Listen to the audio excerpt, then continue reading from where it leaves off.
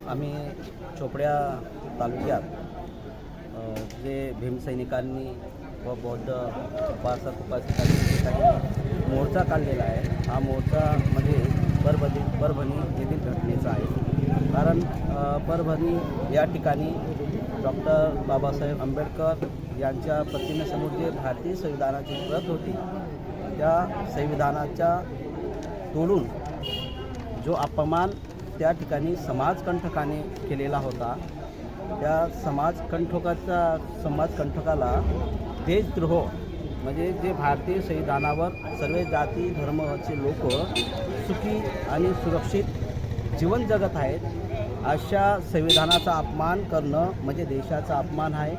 म्हणून अशा समाजकंटकाला देशद्रोह आणि फाशीची शिक्षा झाली पाहिजे, यासाठी आमचा हा मोर्चा होता.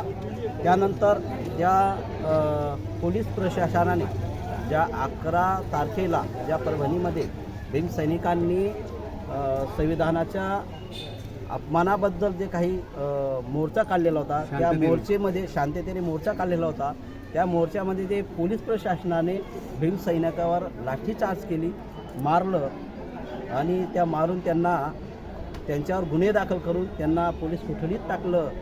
आणि तशा लाठीचार्जमुळे आमचा सोमनाथ सूर्यवंशी हा भीमसैनिक त्या ठिकाणी त्याला मारण्यात आलं, त्याची हत्या करण्यात आली. म्हणून त्या ठिकाणी आमच्या जो सोमनाथ सूर्यवंशी भीमसैनिक आहे याला न्याय मिळाला पाहिजे. ज्या पोलिसांनी त्याच्यावर मारून त्याची हत्या केली आहे त्या पोलीस अधिकाऱ्यांना सुद्धा निलंबित करण्यात आलं पाहिजे आणि त्यांना फाशीची शिक्षा झाली पाहिजे. आणि सोमनाथला जे 1.5 कोटीची जी रक्कम आहे ती भरपाई म्हणून त्याच्या परिवाराला मिळाली पाहिजे, आर्थिक मदत मिळाली पाहिजे. आणि त्यानंतर याच मोर्चेमध्ये ज्या अधिवेशन चालू आहे त्या